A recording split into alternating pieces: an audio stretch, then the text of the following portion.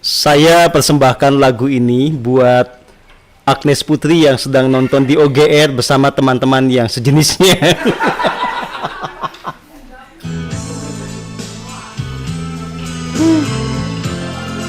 Lagu ini dipersembahkan kepada siapapun yang pernah mendapatkan luka karena ditinggal kawin pacarnya.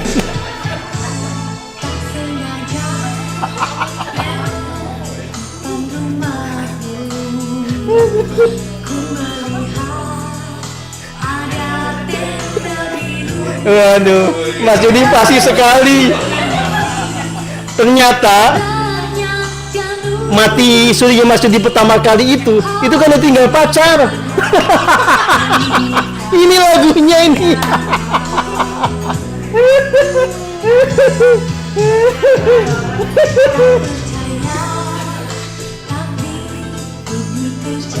Ini.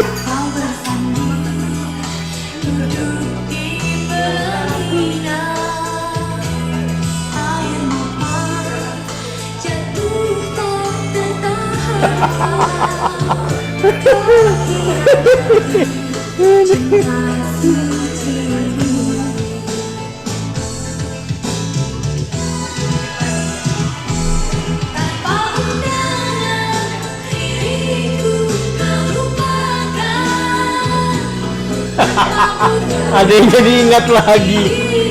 Salah Anda.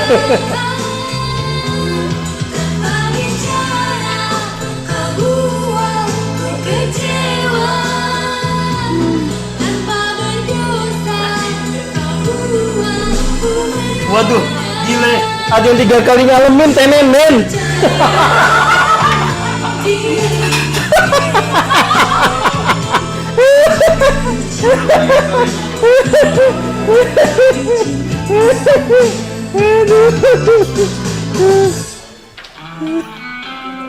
Udah.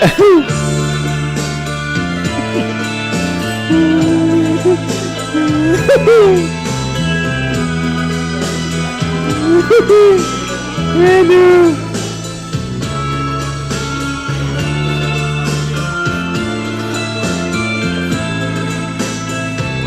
Tenendin itu berarti terlalu banyak dulunya waktu SMA kali ya melukai para laki-laki, makanya dibales. 3 kali ditinggal oleh pacar sehingga nggak jadi kawin, dapat suami juga menyiksa.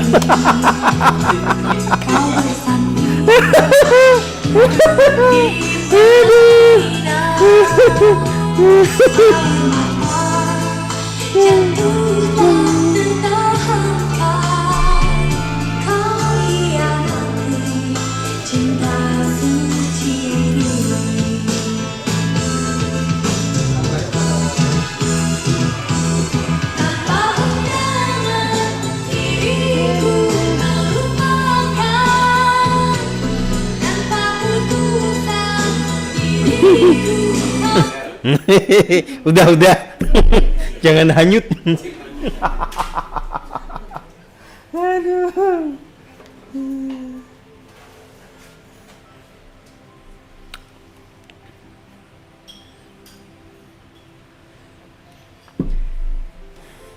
Begini, saudara dan saudari semua yang saya kasihi. Ini kita masih bahas soal relasi dengan pasangan, ya. Jadi secara faktual, siapapun Anda, entah Anda laki-laki atau perempuan, kalau Anda punya pasangan, kalau Anda punya orang dekat, pasangan atau orang dekat itu, opsi atau pilihannya dalam tindakan juga cuma 2. Satu mengikuti egonya, atau satu mengikuti gustinya. Ya.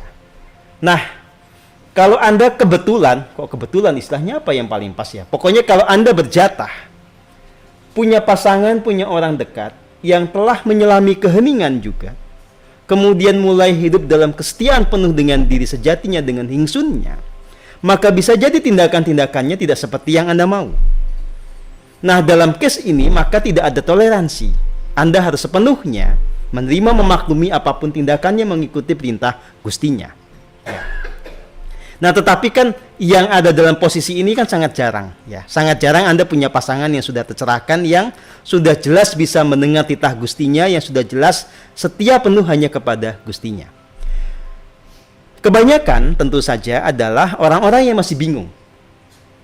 Ya, masih ada dalam persimpangan antara mengikuti egonya atau mengikuti Gustinya, tapi kebanyakan kemudian tindakannya hanya mengikuti egonya atau mengikuti kalkulasi dari rasionalitasnya. Nah, saya hanya mengingatkan, kalau itu terjadi pada diri Anda, punya pasangan seperti itu, maka sikap Anda harus tegas. Ya. Kalau Anda tidak bisa menerima, putuskan hubungan Anda. Jangan memperlama drama. Tapi kalau Anda ingin mempertahankan hubungan Anda, maka terimalah juga apapun tindakan dia, menyenangkan maupun tidak. Anda memberi sebuah benteng yang tebal dalam diri Anda untuk tidak bisa disakiti oleh siapapun, untuk membuat Anda menemukan tetap hidup surgawi apapun yang dilakukan oleh pasangan Anda. Ya. Saudara dan saudari yang saya kasihi, tidak ada yang gratis di dunia ini. Bahkan untuk menemukan kebahagiaan sejati, harus ada yang dikorbankan. Kalau Anda mau menemukan hidup surgawi, tidak tergantung dari apa yang dilakukan oleh pasangan Anda atau orang dekat Anda. Apa yang harus Anda korbankan? Ego Anda. Ya. Tentu saja ini gampang diomongin, tidak gampang dipraktekin. Yang bisa mempraktekkan adalah mereka yang tekun dalam melakukan keheningan. Ya. Saudara dan saudari yang saya kasihi, saya dalam posisi telah berlatih sangat keras, sangat serius untuk membuat hidup saya ini tidak lagi mengikuti ego, sepenuhnya setia kepada Gusti. Saya telah berjuang sangat keras sehingga punya kemampuan untuk membentengi diri saya dari segala peristiwa yang bisa membawa luka dalam hidup saya. Dengan kesadaran murni, dengan kasih murni, saya bisa konsisten memilih bahagia apapun yang terjadi. Ya. Dinamika apapun bisa dihadapi, diselesaikan sehingga tidak berlarut-larut dan kemudian kita kembali kepada kebahagiaan. Ya. Nah, ini yang hendak saya ajarkan kepada Anda. Kalau dirasionalisasi, maka sebetulnya kata kuncinya adalah tadi, penerimaan. Total acceptance. Penerimaan total pada apapun yang terjadi. Jangan memberontak. Ya, tetapi juga ada pilihan tegas. Kalau nggak mau, ya sudah selesai. Tapi kalau Anda mau mempertahankan sebuah relasi, terima apapun yang terjadi. Dan penerimaan ini sekali lagi satu paket dengan pemakluman. Ya. Sangat bodoh, sangat konyol kalau Anda memilih berumah tangga atau memilih pasangan tetapi Anda menciptakan drama berkepanjangan. Kalau Anda menciptakan telenovela sendiri di mana Anda adalah aktornya yang penuh dengan penderitaan. Bukan untuk itu sebuah relasi diciptakan. Ya. Untuk apa relasi itu diciptakan? Kenapa kita perlu untuk menikah? Kenapa kita perlu punya pasangan? Ya, gini. Kalau Anda memang mau punya pasangan, atau lebih jauh lagi, mau diikat dalam sebuah ikatan rumah tangga, Anda harus mengerti tujuan idealnya. 1. Pasangan Anda adalah pengasah bagi jiwa Anda. Jadi apapun tindakan dia, itu adalah sebuah mekanisme alam atau semesta untuk meluruhkan ego Anda. Jadi supaya ego Anda tidak makin tebal, Anda punya pasangan yang kadang-kadang tindakannya menyebalkan. Ya, ketika Anda bisa menerima segala tingkah laku yang menyebalkan dari pasangan, itu Anda sedang belajar untuk meluruhkan ego Anda. Meningkatkan pemakluman Anda sehingga Anda nanti tidak sebal lagi apapun yang terjadi di luar sana, apapun dilakukan oleh pasangan Anda. Ini adalah sesuatu yang bisa dilatih lewat keheningan. Kedua, sebuah relasi itu sebetulnya diciptakan untuk mewadahi kebutuhan kolaborasi. Ya. Ini idealitas. Yin yang, feminin maskulin. Kenapa dipersatukan? Karena kolaborasi yang agung antara kedua belah pihak ini bisa menciptakan banyak hal. Tapi kolaborasi tidak akan terjadi kalau masing-masing hidup dengan egonya. Kolaborasi terjadi hanya ketika salah satu pihak atau kedua belah pihak hidup di dalam kesadaran yang murni, hidup dengan kasih yang murni. Ya. Nah, saudara dan saudari yang saya kasihi, Ini kan ada pepatah kan ya. Di balik laki-laki yang hebat, ada perempuan yang hebat. Di balik perempuan yang hebat, ada laki-laki yang hebat. Ya, ini adalah pepatah idealistik. Ya, karena tidak semua kemudian nanti punya pasangan. Dan bukan berarti kalau tidak punya pasangan tidak bisa hebat. Ini bicara tentang keumuman saja, tentang adanya kesatuan feminin dan maskulin. Kenapa kedua belah pihak ini bisa saling menghebatkan? Karena memang bisa ada kolaborasi. Ada titik di mana si A itu menggenapi apa yang ada pada si B. Si B menyempurnakan apa yang ada pada si A. Ya. Nah, saudara dan saudari yang saya kasihi, titik ideal sebuah relasi adalah ketika Anda bisa berkolaborasi membangun bumi surgawi. Bagaimana kalau kemudian kita tidak berjatah untuk punya pasangan? Ya, kalau Tante Indah sudah nggak pengen ya Tante ya, udah puas.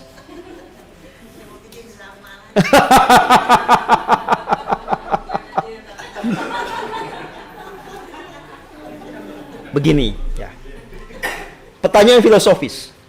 Apakah semua orang itu harus berpasangan atau harus menikah? Jawaban saya sebagai seorang guru spiritual, mengikuti bagaimana hukum kosmik ini bekerja, jawabannya jelas, tidak harus. Jadi tidak semua orang itu berjatah menikah, tidak semua orang berjatah punya pasangan. Ada orang yang memang rancangan agungnya bisa realisasi ketika dia hidup sendiri. Ada orang yang memang menjadi harmoni hidupnya kalau dia menjomblo. JJB, jomblo bahagia. Nah. Jojoba. Jadi ada orang yang memang rancangan agungnya menjadi jomblo dan dia tetap bahagia. Ya.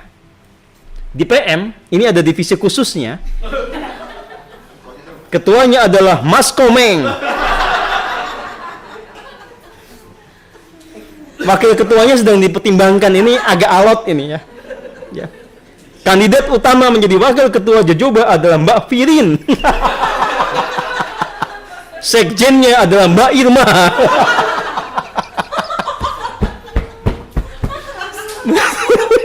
Puas.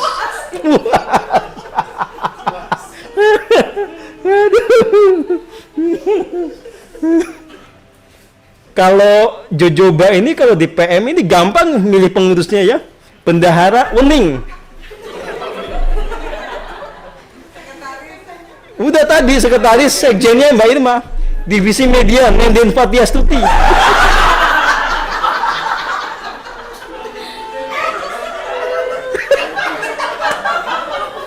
Bendahara bisa double, ada Wening, ada Agnes Putri. Seksi dokumentasi Wikan.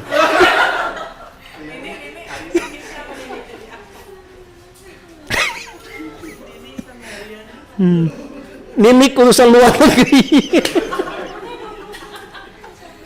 Lengkap. Aduh. Begini, kenapa ada orang ya yang menjomblo dan tidak bahagia? Karena dia itu terlalu menghayati lagu Tak Ingin Sendiri.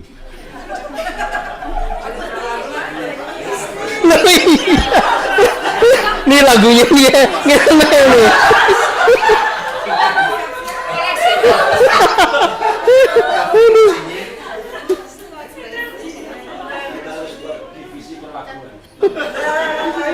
Ini ada lagunya. Ini nih akar kenapa jomblo menderita, karena terlalu menghayati lagu ini. Untung Pak Tata nggak nonton nih. Ini lagunya Dian Piscesa. Ini lagi ini lagi ngomelin Pak Tata.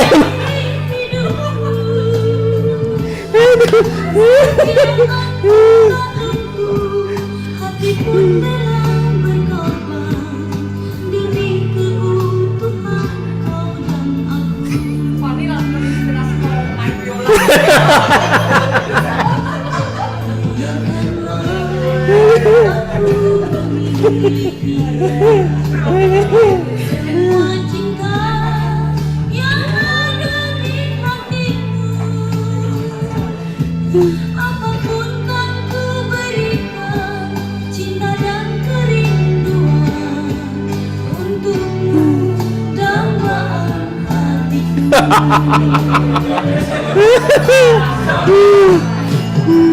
Mana kita ingin aku sendiri. Ku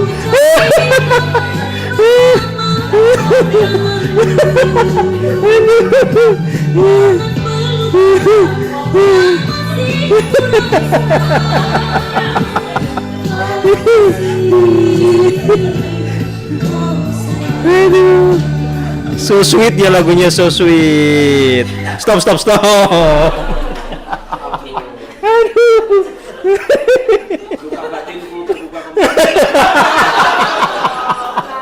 Aduh.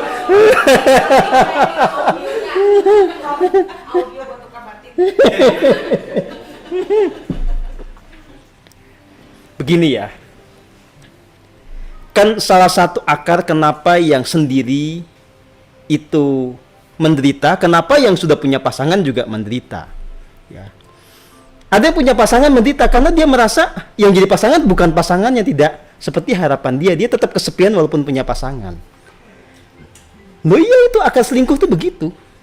Ya. Gitu. Nah, apalagi yang nggak punya pasangan beneran, gitu. Merasa bahwa kesendirian itu adalah betul-betul penyebab dari penderitaan. Ya. Nah, saudara dan saudari yang saya kasihi, dalam terminologi anak-anak gaul sekarang, siapapun yang kemudian hanyut di dalam rasa sendiri, merasa sendiri itu adalah pangkat penderitaan, disebut sebagai para bucin, para budak cinta.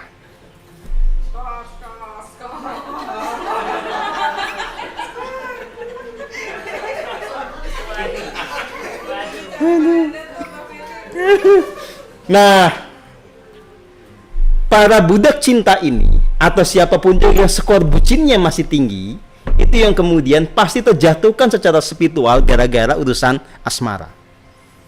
Karena merasa bahwa dirinya harus punya pasangan, merasa tidak bahagia dengan sendiri, maka dia akan memaksakan diri untuk mendapatkan pasangan.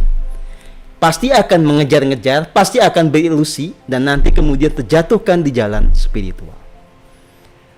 Lalu bagaimana solusinya, saudara dan saudari yang saya kasihi? Yang ini saya agak rumit ya, karena saya bukan jomblo ya.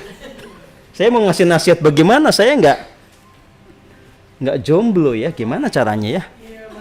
Nah, sini Mas Komeng. Beneran jadi narasumber. Sini Mas Komeng. Loh, kalau saya ngomong tidak realistik, kok saya bukan jomblo. Tolong sini Mas Komeng. Mas Komeng, Fatma Ketua Umum JJBO.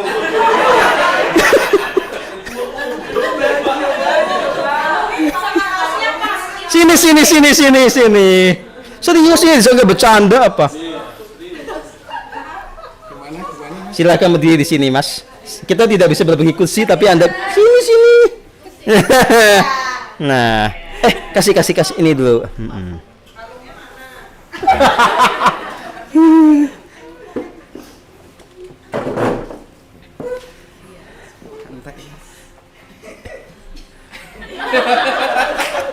Saya perkenalkan, di sebelah saya ada ketua umum dari Jojoba, organisasi jomblo bahagia. Pertanyaannya Mas Komeng, kenapa Anda jomblo tapi bahagia? Saya nggak bisa jawab karena saya bukan jomblo.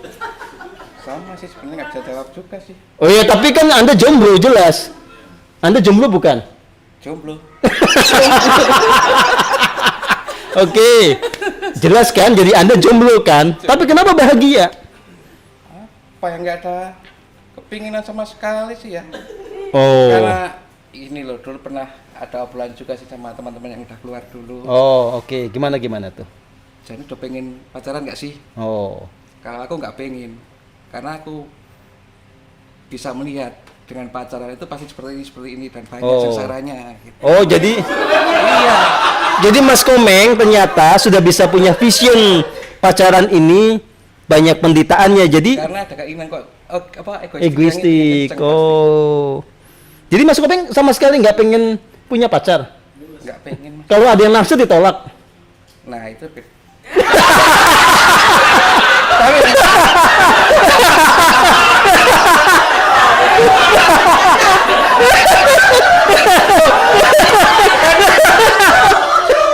ya kan kalau memang jatahnya udah boleh ya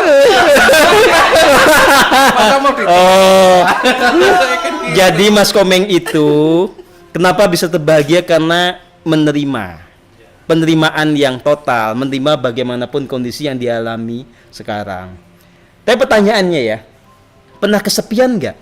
Atau sebetulnya walaupun sendiri tapi tidak lonely, alone but not lonely, kalau bahasa Inggris ngerti apa? orang ngerti Mas mau coba Inggris Artinya alone but Dewe not tak pernah lonely. dewe. Dewe ning ora kesepian. Dewe ning ora krasa sunyi. Nah, pertanyaannya, memang Mas Komeng begitu. Sendiri tapi tidak merasa kesepian. Kulino kayaknya Mas Kulino. sendirian tidur di Pak Eko sendirian ya kan Oh. Pak Eko dapat bubuk sendirian Oh. nah di sini di depan Sendirian. sendirian juga Oh. nggak kesepian juga Enggak kesepian. Kenapa? Karena ada rasa bahagia muncul dari dalam diri. nah itu Oh. Karena hening. Karena hening jadi tidak bucin. latihan terus Katanya latihan terus. Tapi kalau ada yang naksir dan saya bolehkan, dia siap menerima. Loh ya, kalau jatah, kalau enggak ya tolak. Jadi yang naksir Mas Komeng masih ada harapan 50-50 lah paling. Nanti dirapatkan Dewan Pembina. Jadi Dewan Pembinanya Jojoba itu bukan jomblo-jomblo. Saya dan Mas Yudi nanti akan mempertimbangkan. sampun Sama.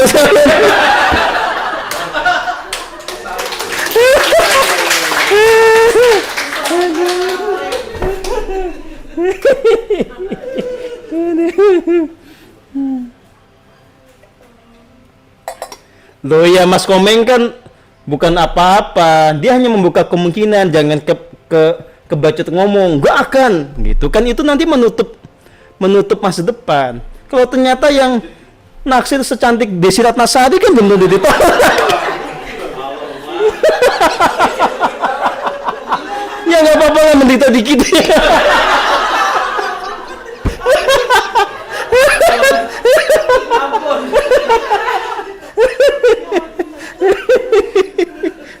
Risikonya mahal bro.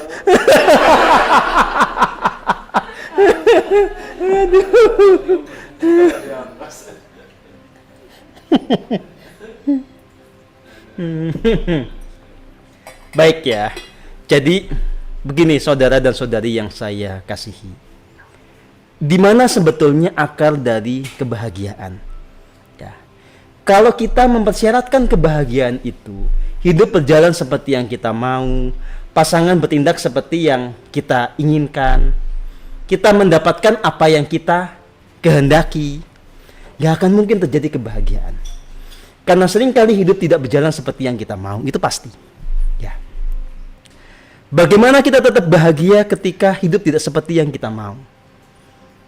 Ternyata, ya, ini berlaku buat jomblo maupun tidak jomblo. Energi bahagia yang muncul dari relung hati, yang muncul secara otomatis ketika kita konsisten menikmati merasakan nafas, itulah yang menjadi pangkal dari kebahagiaan yang sejati. Ketika kita fokus pada bersyukurnya, tidak fokus kepada yang kita tidak miliki. Ya. Saya kasih ilustrasi yang paling sederhana, ya. Ini gelas sudah mau habis. Ini saya belum minta, cuma saya mau ngasih bagaimana sikap orang, ya. Orang-orang yang tidak bahagia ketika melihat posisi kayak begini ini ya, ini kan agak kosong nih. Yang dia lihat kosongnya. Nah, pasti gelas saya kosong. Ya. Jadi yang dijadikan orientasi ataupun fokus perhatiannya adalah apa yang dia tidak miliki. Oke. Kalau orang yang kemudian berbahagia, itu dia fokusnya kepada, oh masih ada, untung masih ada. Bersyukur atas apa yang masih dimiliki. Ya. Sikap dasar itu cuma dua itu. Anda tinggal pilih. Ya.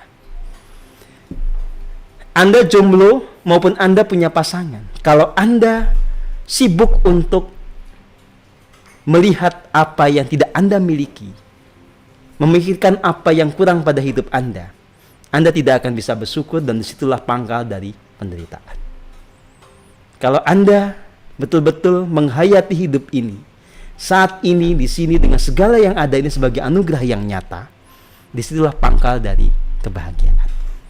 Karena Anda bisa mensyukuri apapun juga. Ya. Jadi kalau Anda menjadi pasangannya Glenn, gampang. Ya. Kalau Anda berilusi Glenn itu akan setia pada Anda pasti menderita.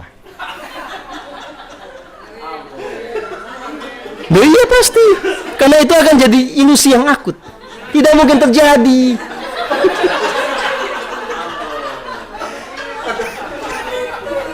Tapi kalau Anda menerima Glenn apa adanya, bisa ketemu cuma 2 hari dalam seminggu, bersyukur masih bisa ketemu. Daripada enggak sama sekali. Ya. Anda bisa akan tetap bahagia. Ya. Loh, itu pilihan. Kalau enggak mau, ya enggak usah. Gitu, cari yang lain. Cuma itu. Ya. Ini berlaku bukan hanya untuk pacarnya Glenn, ini cuma contoh, ya. Ini berlaku buat semuanya. Ya. Kalau Mbak Rosa nggak bisa nih Mas Eko, cari yang lain.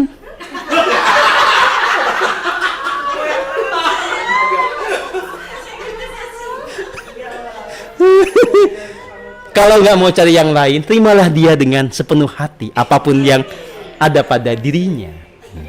Nah, ya iya gitu. Dan jangan sanksikan Mas Eko punya pesona pada yang lain.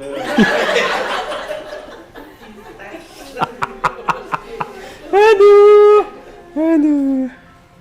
Ya, saudara dan saudari yang saya kasihi, pangkal penderitaan di dalam relasi, pangkal segala kekacauan nanti adalah sikap tidak bersyukur, yang ini kemudian memunculkan yang namanya, kalau dalam bahasa gaul yang tadi kita bahas, adalah sikap bucin, menjadi budak cinta. Ya. Yang nanti membuat Anda mengejar ilusi, yang kemudian Anda, ya itu tadi, mengejar fata morgana, bahkan kalau dapat pun tetap Anda ada dalam penderitaan, karena segala sesuatunya tidak persis seperti yang Anda mau dan Anda idealkan. Lagi-lagi penerimaan, pemakluman, dan pilihan tegas, mau menderita atau mau bahagia. Ya, saya sudah membuktikan, tidak peduli apa yang terjadi di luar sana, tidak peduli hidup berjalan tidak seperti yang kita rencanakan dan kita mau. Kalau kita memilih bahagia, bisa. Di sini adalah sumber kebahagiaan kita. Rasakan anugerah yang nyata, rasakan kasih murni dari Tuhan yang nyata. Bersyukur atas anugerah yang ada, bersyukur atas segala hal yang kita miliki saat ini. Ya. Oke. Gini ya, ini terutama buat orang-orang yang masih nestapa finansial, ya. Anda pasti membayangkan, kalau saya naik Alphard, kalau saya naik BMW, itu pasti bahagia, itu ngayal. Itu adalah khayalan orang miskin. Ya. Karena Anda belum pernah mengalaminya. Kalau Anda sudah mengalaminya, tiap hari naik itu semua biasa aja. Nanti kepikirnya yang lebih hebat lagi. Ya. Orang yang sudah punya BMW, dia pasti mikir nanti kalau dapat Bentley kayak gimana ya. Gitu. Jadi nggak ada selesainya kalau Anda mengikuti itu. Ya. Jadi yang membuat Anda bisa bahagia bukanlah apa yang Anda miliki, tapi bagaimana sikap Anda terhadap apa yang sudah Anda miliki saat ini di sini. Ya. Oke? Begitu. Baik. Sekarang kita bicara tentang orang tua. Banyak di antara kita luka batinnya itu karena orang tua. Karena orang tua berlaku tidak seperti yang kita harapkan. Karena banyak orang tua yang memaksakan egonya. Atau kita egoistik, kita tidak bisa menerima bagaimana sikap orang tua kepada kita. Tapi juga tidak bisa dipungkiri, ada orang tua yang memang sangat kejam, ya. Karena dia punya kepahitannya sendiri di masa lalu. Sehingga itu menjadi siklus yang berulang. Dia menerima kekejaman dari orang tuanya, dia berlaku kejam kepada anaknya. Itu menjadi putaran siklus yang tidak pernah berhenti. Ya. Nah, sekarang begini. Buat Anda yang merasa dilukai oleh orang tua Anda, merasa diperlakukan tidak adil oleh orang tua Anda punya dua pilihan sikap. Anda mau menganggap diri Anda sebagai korban, sehingga Anda merasa menjadi makhluk paling menderita sejagat raya, atau Anda kemudian sadar bahwa sebetulnya ini adalah sesuatu yang sudah menjadi bagian dari skenario hidup Anda, yang menjadi pilihan akibat karma Anda sendiri, yang sebetulnya Anda bisa ubah menjadi sebuah keadaan lebih baik kalau Anda mau memurnikan jiwa dan raga. Begini, ya, kenapa Anda terlahir di sebuah keluarga di mana ibu bapaknya kejam? Apakah Anda datang ke sana secara acak? Apakah Anda terlahir dari sebuah keluarga itu random? Tidak. Ada matematika semesta yang pasti. Anda lahir dari si X karena itulah rajutan karma Anda. Ya. Nah, kalau Anda memberontak, Anda tidak menerima, Anda menganggap diri Anda hanya menjadi korban, Anda akan terus ada dalam rajutan samsara atau penderitaan itu. Maka siapapun yang pernah punya orang tua yang tidak menyenangkan atau masih punya orang tua yang tidak menyenangkan, maka satu, terima itu sebagai keadilan semesta. Terima itu sebagai wahana untuk meningkatkan kualitas jiwa Anda. Dan tekadkan untuk memutus siklus samsara, jangan sampai nanti Anda kepada anak berlaku seperti orang tua berlaku kepada Anda. Jangan sampai Anda luka batinnya diwariskan kepada anak-anak dan cucu Anda. Saya banyak menerima kasus begini. Jadi, ini ibu-ibu punya anak. Dia dilukai oleh ibunya. Ya, dia merasa menjadi korban. Lalu dia secara sadar tidak sadar itu berlaku seperti ibunya ini, di copy paste perlakuannya itu kepada anaknya. Sehingga luka batin ini diwariskan dari generasi ke generasi. Ini adalah kebodohan yang absolut. Ya. Jadi kalau Anda mau menyelamatkan masa depan Anda dan anak-anak Anda supaya tidak mewarisi luka batin dari generasi sebelumnya, maka Anda harus mengambil sikap tegas, putus. Dengan cara apa?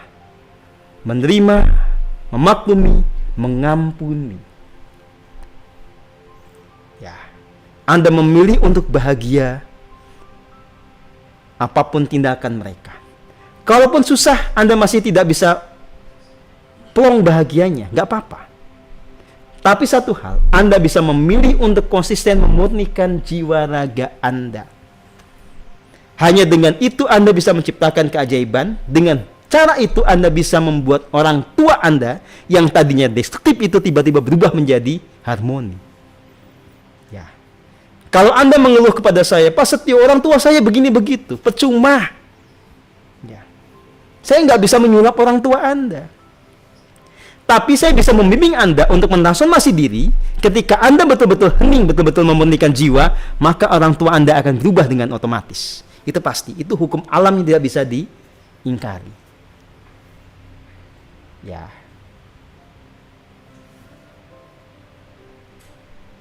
Oke. Saya bukan tidak punya luka batin pada orang tua saya, terutama pada bapak saya. Ya. Tapi saya tidak akan hanyut dengan menyatakan bahwa saya korban.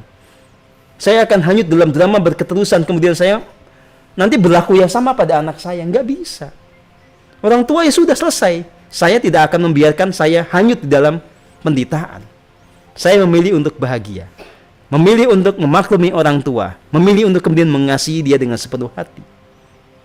Dan dengan cara itu dia berubah. Ya.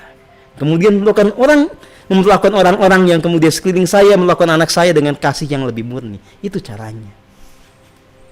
Bisa enggak? Ya harus bisa kalau Anda mau ketemu dengan kebahagiaan. Ya.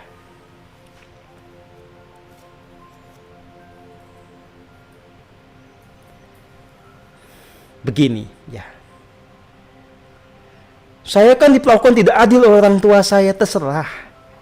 Orang tua itu punya pertimbangannya sendiri. Orang-orang tua yang tidak mengerti tuntunan Gusti tentu aja akan bersikap tidak adil. Tapi soal Anda kemudian mau bahagia tidak tergantung Anda.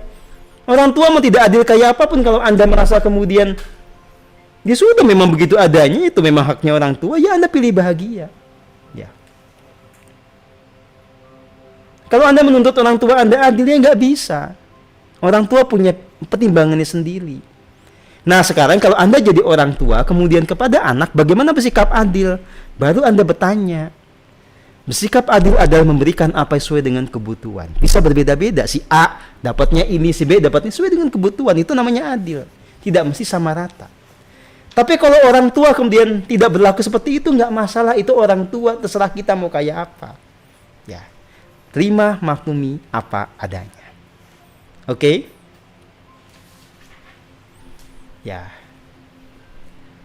Saudara dan saudari yang saya kasihi, lanjut ya. Setelah saya mulai belajar spiritual, bagaimanapun juga ego saya semakin luruh. Tapi bukan berarti kemudian langsung luruhnya itu 100%. Semuanya bertahap bergradasi. Semakin lama semakin banyak saya melakukan keheningan, saya juga menjadi semakin baik sama semua orang. Ya. Saya pengen membantu semua orang. Saya pengen membuat orang itu bertumbuh menjadi versi terbaik dari dirinya. Maka sejak lama saya selalu mau bermitra dengan orang, mau mengangkat orang jadi asisten dan seterusnya. Saya kasih kesempatan dan macam-macam. Ya. Apa yang terjadi? Kebaikan saya seringkali disalahgunakan. Seringkali yang namanya susu dibalas dengan air tuba. Ya. Itu paribahasa jadul. Jadi saya banyak dikhianati oleh orang-orang yang saya angkat dan saya betul-betul berbuat baik kepada mereka. Saya banyak dikhianati oleh orang-orang yang saya anggap sebagai anak saya sendiri. Ya. Ketika saya totalitas mengasihi mereka, mereka menganggap saya orang yang goblok yang bisa dimanipulasi. Ya. Nah, bagaimana menyikapi kondisi ini? Bagaimana ketika kita dikhianati sama orang lain? Satu, soal orang mengkhianati Anda atau tidak itu pilihan mereka, tidak bisa kita kendalikan. Tetapi kita bisa memilih untuk tidak tumbang oleh pengkhianatan mereka. Saya banyak dikhianati saya tapi tidak pernah tumbang. Kenapa? Karena saya konsisten ada di dalam kesadaran murni. Karena saya konsisten setia mengikuti Gusti. Itu jalan keselamatan. Jadi terserah orang mau mengkhianati dengan cara apapun, mau bermanuver kayak apapun, nggak masalah. Kita pasti selamat. Kedua, ya, orang yang mengkhianati itu berarti memang tidak layak lagi bersama Anda. Lepaskan mereka. Jangan digondelin. Jangan bikin drama. Apa salahku? Aku kan menyayangimu. Kenapa engkau mengkhianati? Udah gombal, nggak usah begitu. Ya. Mereka mengkhianati berarti mereka memang punya hati yang busuk yang tidak layak bersama Anda. Lepaskan. Ya. Jadi, Anda jangan menghina diri dengan mengatakan bahwa Anda memang layak untuk dikhianati. Enggak. Kalau Anda sudah berbuat yang terbaik, kemudian orang mengkhianati Anda, ya sudah. Anda lanjutkan hidup Anda dengan sukacita. Sadari bahwa Anda akan mendapatkan orang-orang yang lebih baik, orang-orang yang lebih murni, jalan bersama Anda. Ya. Oke?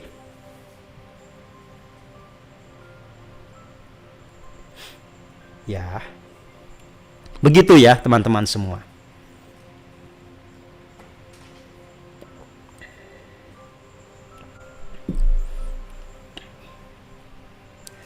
Saudara dan saudari yang saya kasihi,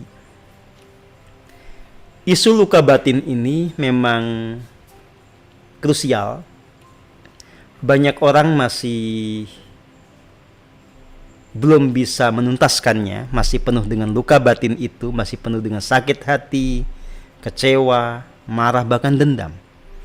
Anda tidak akan tercerahkan secara spiritual kalau Anda masih memelihara semua luka ini. Maka Anda harus memulihkannya, menyembuhkan diri Anda. Bagaimana caranya?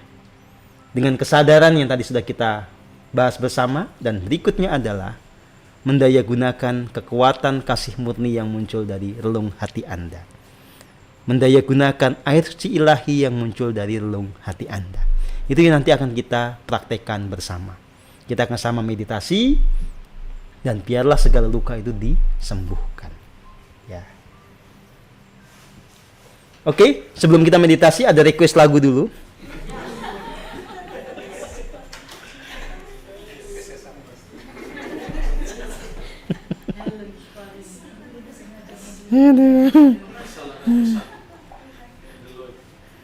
Deloitte.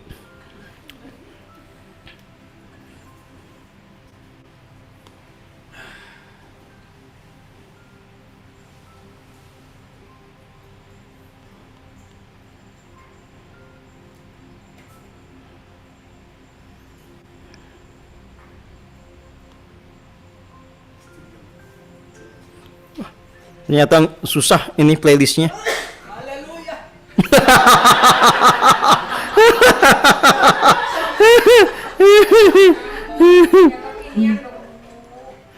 Ini agak kekinian, tapi ini agak nestapas ini.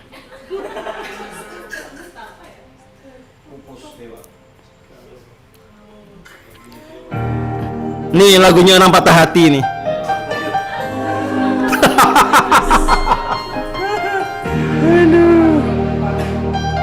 Jadi kepada para pengkhianat Anda ucapkan goodbye. Kepada yang tidak layak bersama Anda ucapkan goodbye. And I know how hard you try. You deserve to have so much more. I can feel your heart and I sympathize, and I'll never criticize all you've ever. Oke, 2 menit lagi kita akan sama-sama meditasi. Kalau yang mau ke kamar mandi silahkan ya. Kita akan meditasi setelah lagu ini selesai.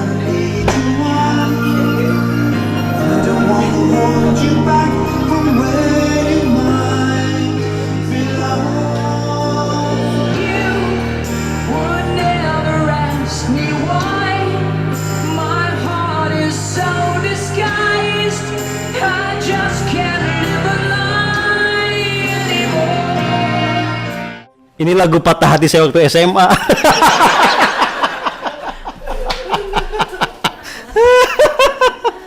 Aduh.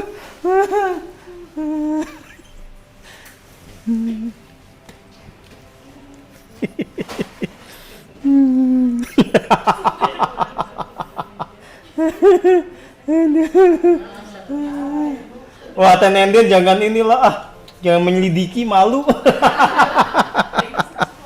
Kan saya dengan Tenendin ini kan satu SMA, jadi kalau saya sebut orangnya pasti dia tahu.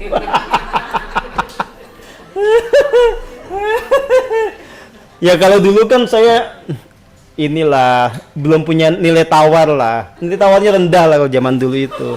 Jadi kalau tolaknya wajar.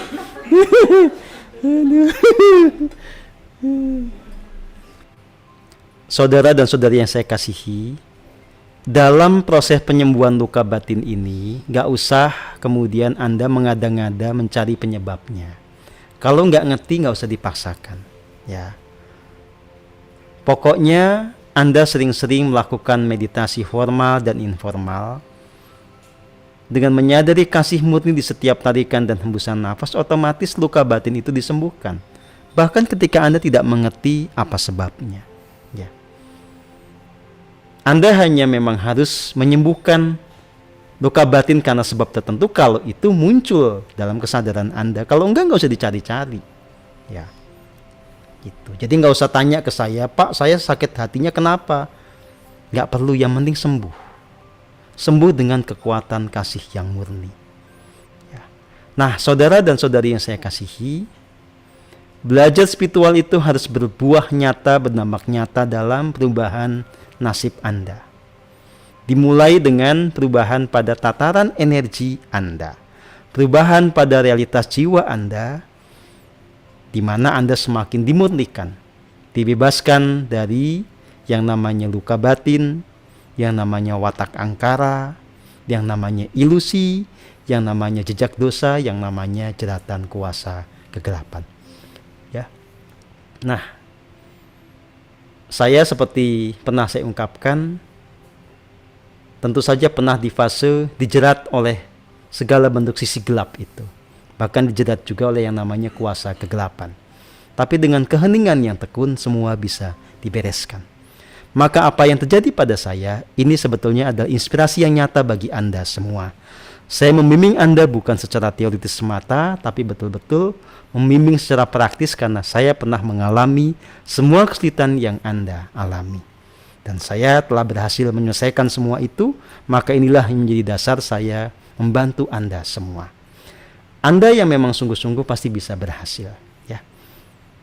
Tidak perlu memperbanyak drama yang tidak mutu. Jangan ngelan, nggak usah caper, nggak usah manja. Bangkit menjadi kesatria yang agung, ya. Demikian yang bisa saya sampaikan pada kesempatan ini. Buat teman-teman yang belum mendaftar di acara tanggal 1 Oktober, di mana kita akan menggelar pagelaran Pancasila Sakti. Saya juga akan menari di sana. Teman-teman juga nanti akan secara kolaboratif menampilkan senda tari Amukti Palapa. Itu akan sangat keren. Silakan Anda datang. Kita semarakan bersama agenda kita, ya. Dan buat teman-teman yang menjadi pengisi acara, silahkan mengisi acara itu dan berlatih dengan ketulusan. Jangan memperbesar ego Anda, ya. Tampil bukan untuk ego Anda, tapi tampillah untuk negeri ini, tampillah untuk keagungan dari, ya, bangsa kita. Kita bekerja untuk Tuhan dengan ketulusan yang sempurna, ya. Kalau ada masalah dibereskan dengan bijaksana, dengan dewasa. Biarlah kita nanti tampil dengan hati yang murni. Dengan itu kita mengguncang dunia, mengubah dunia, ya. Kita akan pungkasi pertemuan kita kali ini dengan lagu Kemesraan.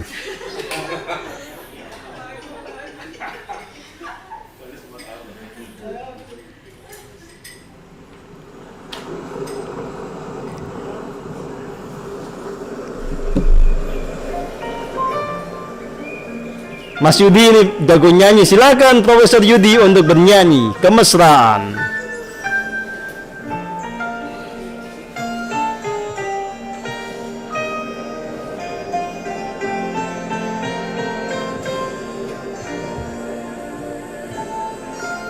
Suatu hari dikala kita duduk di tepi Yang bisa nyanyi silakan nyanyi. Saya nggak bisa, nanti rusak ini mic-nya. dan memandang ombak di lautan yang kian menepi,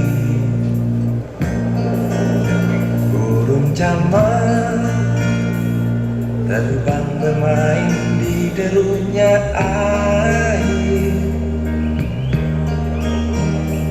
Suara alam ini hangatkan jiwa kita. Sementara sinar surya perlahan mulai tenggelam. Oke, sampai jumpa semuanya. Sampai ketemu di momen pembelajaran berikutnya. Terima kasih.